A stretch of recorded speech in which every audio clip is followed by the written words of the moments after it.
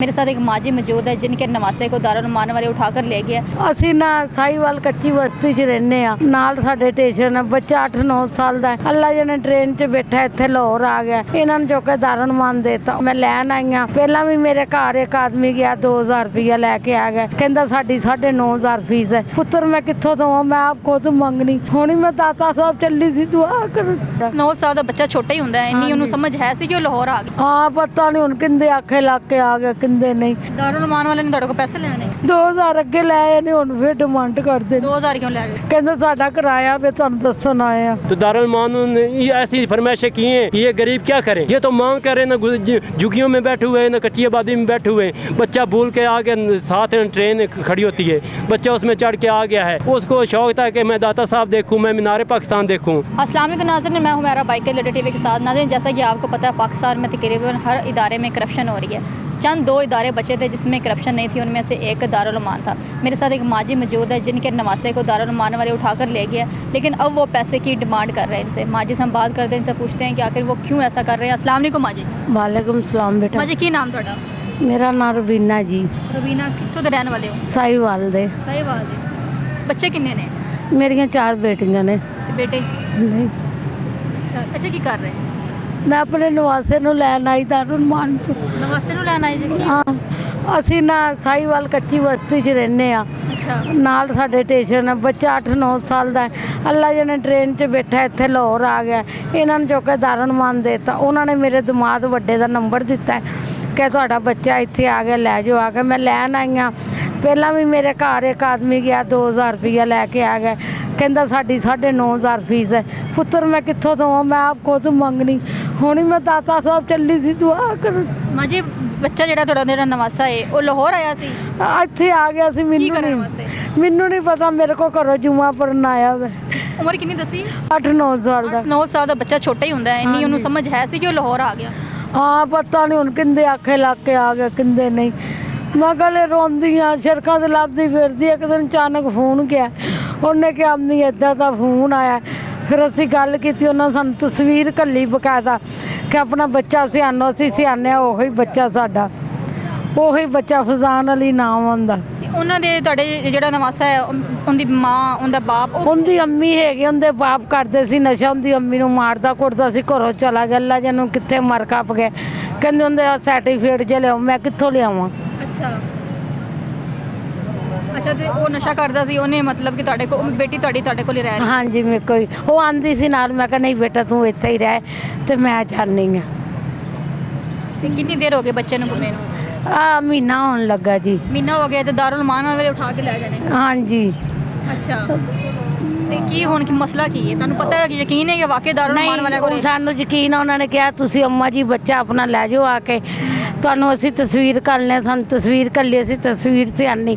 ਬੱਚਾ ਉਹ ਹੀ ਹੈ। ਉਹਨਾਂ ਨੇ ਕਿਹਾ ਜਿਸ ਵੇਲੇ ਮਰਜ਼ੀ ਆ। ਅਸੀਂ ਅੱਜ ਲੈਣ ਗਏ ਆ 3 ਵਜੇ, ਤੇ ਉਹਨਾਂ ਨੇ ਕਿਹਾ ਜੀ ਇਹਨਾਂ ਦੇ ਬਾਪ ਦਾ ਸਰਟੀਫਿਕੇਟ ਲਿਆਓ। ਮੈਂ ਕਿੱਥੋਂ ਪੁੱਤਰ ਲਿਆਵਾਂ? ਮੇਰੇ ਚੰਨੀ ਪਹੁੰਚਣੀ, ਮੈਂ ਝੁੱਗੀ ਦੇ ਵਿੱਚ ਰਹਿਣੀ, ਮੈਂ ਖੁਦ ਮੰਗਣੀ। ਉੱਥੇ ਮੈਂ ਮੰਗ ਕੇ 2000 ਇਕੱਠਾ ਕੀਤਾ ਸੀ, ਉਹਨਾਂ ਨੇ ਲੈ ਆਏ। ਮੈਂ ਸੁਬਾਹ ਦੀ ਰੋਟੀ ਵੀ ਨਹੀਂ ਖਾਧੀ, ਫੋਕਾ ਪਾਣੀ ਪੀਤਾ ਬਸ। दारुल मान ਵਾਲੇ ਨੇ ਤੁਹਾਡੇ ਕੋਲ ਪੈਸੇ ਲੈਣੇ? 2000 ਅੱਗੇ ਲੈ ਆਏ ਨੇ, ਹੁਣ ਫਿਰ ਡਿਮਾਂਡ ਕਰਦੇ ਨੇ। 2000 क्यों ले गए? ਕਹਿੰਦੇ ਸਾਡਾ ਕਿਰਾਇਆ ਵੀ ਤੁਹਾਨੂੰ ਦੱਸਣ ਆਏ ਆ। झुग्गी में रहने वाले गरीब लोगों को जाके 2000 रुपये मांगना, और इतना बड़ा इदारा है, मुझे समझ में नहीं आ रही कि 2000 का पेट्रोल, क्या इनके पास 2000 रुपया नहीं थे पेट्रोल के, जो झुग्गी में रहने वाले गरीब लोगों को जाकर लूटना है। 2000 की उन्होंने तुझे दिता क्यों सी? ਅਸੀਂ ਕਿਹਾ ਚੱਲ ਸਾਡਾ ਬੱਚਾ ਆਇਆ, ਕਹਿੰਦਾ ਮੈਂ ਨਾ ਉੱਥੇ ਗੱਡੀ ਵਾਲੇ ਹੱਥ ਘੱਲ ਦੇਵਾਂਗਾ। ਆ ਮਹੀਨਾ ਹੋ ਗਿਆ ਗੱਡੀ ਵਾਲੇ ਹੱਥ ਨਾਲ ਘੱਲਦਾ ਪਿਆ। ये लोगों को रात को नींद कैसे आ जाती है किसी का हक खा के? किसी से ये 2-3 हज़ार रुपये जो एक टाइम की उन्होंने रोटी खानी थी, वो ये इन्होंने ये पैसे लिए, इनको नींद कैसे आ गई? मुझे समझ नहीं आती। ये सुकून से रात को सो कैसे जाते हैं किसी का जब ये हक खाते हैं? तो माँ जी तुसी किसी ਨੂੰ शिकायत नहीं की? किसी ने क्या नहीं है? ਨਹੀਂ ਅਸੀਂ ਇਹੋ ਇੰਤਜ਼ਾਰ ਕਰ, ਅਸੀਂ ਅੱਜ ਆਏ ਆ ਇੱਥੇ। ਅਸੀਂ ਕਿਹਾ ਸਾਡੀ ਮੁਲਾਕਾਤ ਕਰਾ ਦਿਓ, ਇੰਟਰਵਿਊ ਵਗੈਰਾ ਵੀ ਸਾਰਾ ਕੁਝ ਹੋ ਗਿਆ। ਉਹਨਾਂ ਨੇ ਕਿਹਾ ਜੱਜ ਉੱਠ ਗਏ ਹੁਣ ਸੁਬਾਹ ਆਉਣਾ। ਫਿਰ ਰਸਤੇ 'ਚ ਇੱਕ ਵਕੀਲ ਟੱਕਰਿਆ, ਉਹਨਾਂ ਨੇ ਕਿਹਾ ਕੀ ਮਸਲਾ, ਤੁਸੀਂ ਰੋਂਦੇ ਜਾਂਦੇ ਅੰਮਾ ਜੀ? ਮੈਂ ਕਿਹਾ ਬੇਟਾ ਆਹ ਗੱਲਬਾਤ ਆ। ਉਹਨਾਂ ਨੇ ਕਿਹਾ ਅੰਮਾ ਸਵੇਰੇ ਮੈਨੂੰ 9 ਵਜੇ ਨਾਲ ਫੋਨ ਕਰਨਾ ਤੇ ਮੈਂ ਤੁਹਾਨੂੰ ਬੱਚਾ ਲੈ ਦਾਂਗਾ। ਇੱਕ ਵਕੀਲ ਨੇ ਕਿਹਾ। वकील भी पैसे मांगेगा। नहीं नहीं, उन्हें कहा अम्मा जी मैं ला दूँगा। नाज़रीन, जहाँ पर बुरे लोग होते हैं वहाँ पर अच्छे भी लोग होते हैं। हम वकील जो होते हैं उनके बारे में लोग अक्सर बुरी बातें करते हैं कि वो ठीक नहीं है, रिश्वत लेते हैं, ये वो फ़लाँ जो भी है। लेकिन अल्लाह ताला ने जहाँ पर बुरे लोग पैदा किए वहाँ पर अच्छे लोग भी पैदा किए। जैसे कि ये अल्लाह का एक बंदा भेजा गया, वकील को अल्लाह ताला ने भेज दिया इनके लिए एक अच्छा इंसान बना के जो इनकी मदद करेगा। वो वकील का कोई नाम शाम पता था? हाँ जी। क्या नाम है? सलमान उसका नाम है। ये मैं इसके साथ गया हूँ। जब अम्मा ना इधर रो रही थी तो मैंने कहा कि क्यों रो रही हो, तो इसने कहा कि मेरा बच्चा है उधर है और वो दे नहीं रहे। मैं इसके साथ गया हूँ, हमने उधर है ना एंट्री करवाई। मैं अपने पुराने कार्ड पर एंट्री भी नहीं कर रहे थे, मैंने अपना कार्ड दिया है और एंट्री करवाई है, क्योंकि मैं उकाड़े का रहने वाला हूँ। मेरे हमसाए हैं, मैं इतना ख्याल कर सकता हूँ। तो ये मुसलमान नहीं है, ये किसी का अगर बच्चा इनको मिला है, ये ना फ़ोन किया है, बच्चे ने फ़ोन करवाया है, फिर तसल्ली हो गई है कि बच्चा इनका है, ये साहिवाल से आइए, फिर भी तस्दीक कर रहे हैं कि ये ना सर्टिफिकेट ले आओ, ये करो वो करो। ये कहाँ से ले आए? नशई बंदा था, इन्होंने निकाल दिया घर से। वो मर गया है कि जी रहा है ये पता नहीं, लेकिन वो कह रहे हैं कि हमने अंदर है ना फ़ोन कराने का आर्डर नहीं। इसने अम्मा ने कहा है कि फ़ोन है ना करो, जिसने हमें फ़ोन किया है ना घर, उसको फ़ोन करो, आपके दफ्तर का है बंदा। तो उन्होंने कहा है हमें आर्डर ही नहीं है, आर्डर पैसे लेने का है, तो ये आर्डर नहीं कि हम फ़ोन कर दें। ये करप्शन हर अदारे में थी और ये अब देख रहे हैं दारुल मान ऐसा अदारा था जिसमें करप्शन नहीं थी। अभी इनको भी है ना ये चस पड़ गई है और हराम खाने की आदत पड़ गई है। मुसलमान वो है जो हराम नहीं खाता, जिसके बच्चे हलाल की कमाई करेंगे, हलाल खाएंगे, उसकी आगे वाली औलाद भी हलाल कमाएगी। ये लोग जितना भी ना कमा लें, इनकी ना फिर भी इनकी रिज़्क़ में बरकत नहीं होती। थोड़ा कमाएं, हक हलाल का कमाएं और अपने बच्चों का हक हलाल की रोज़ी कमा कर खिलाएं, तो इसमें मुसलमानी है। और अल्लाह ताला और अल्लाह के ताला के रसूल इसमें खुश होते हैं। ये नहीं कि एक गरीब आदमी है और वो मांग के न गुजारा करें, उनसे रोटी भी छीन लो। ये कहाँ की मुसलमानी है? ये मुसलमानी है? अगर उसको दे नहीं सकते तो उससे ले क्यों रहे हो? ये मजबूरी है ना उनको, ये एक मजबूरी है। एक माँ दुखी है, वो अपने बच्चे नवासे को ढूंढ रही है और उनको नहीं मिल रहा। अगर पता लगा है कि दारुल मान में है तो दारुल मान ऐसी फरमाइशें की हैं कि ये गरीब क्या करें। अभी ये ना 1500-2000 किराया पर इसने ना दिया, लगा कर आइए, तो ये ना पीछे जाएगी ना 2-3 हज़ार फिर ना ले आएगी और फिर वो डिमांड करेंगे कि हमें 3-4 हज़ार और दो।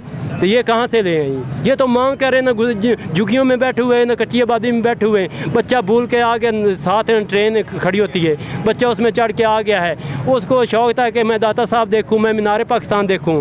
लेकिन हमारी हुकूमत को चाहिए कि हमारी हुकूमत को भी चाहिए कि बच्चे जब ट्रेन में जाने लगते हैं ना तो उनको रोकें कि आप क्यों है ना, इस बच्चे इतनी उम्र के क्यों इस ट्रेन में ना जा रहे हैं, कहाँ जा रहे हैं? वो पेशावर पहुँच जाएँ, पठानों के इलाके में पहुँच जाएँ। ये नहीं है कानून बना सकते कि उधर सिक्योरिटी किस चीज़ की है। आप सिक्योरिटी गार्ड रखें खुदा के लिए। गवर्नमेंट मेरी वज़ीर आला से, वज़ीर आज़म से, मरीम नवाज़ और वज़ीर आज़म शहबाज शरीफ से मेरी सिफारिश है। मैं उनसे ये कहूँगा कि आप एक ये काम अच्छा कर दें कि गरीब के बच्चों को इंसाफ मिले और कि किसी गरीब का बच्चा गुम ना हो और ये करप्शन वालों के साथ हाथ ना लगे। नाज़रीन, आपने बातें सुनी है। माजी की एक इदारा था दारुल मान, जो वो भी पैसों की डिमांड करने लग पड़ा है। तो माजी का बच्चा जो है वो उठाकर ले गया, लेकिन वो अब पैसों की डिमांड कर रहे हैं। माजी के घर पे गए, यानी कि माजी झुग्गी में रहती हैं। आपको पता है झुग्गी में रहने वाले कितना को कमा लेते होंगे? 2000 रुपया पेट्रोल का क्या गया, उनसे 2000 रुपया ले आया, लेकिन अब उनका बच्चा नहीं दे रहे। मैं यही कहना चाहूँगी कि दारुल मान इदारे को कि ऐसा आप लोग ना किया करें, इस तरह अगर किसी गरीब का हक ना खाया करें और माजी का जो बच्चा है वो माजी को वापस करें। और मुझे इजाज़त है, मिलते अगले प्रोग्राम में, तब तक के लिए अल्लाह हाफिज़।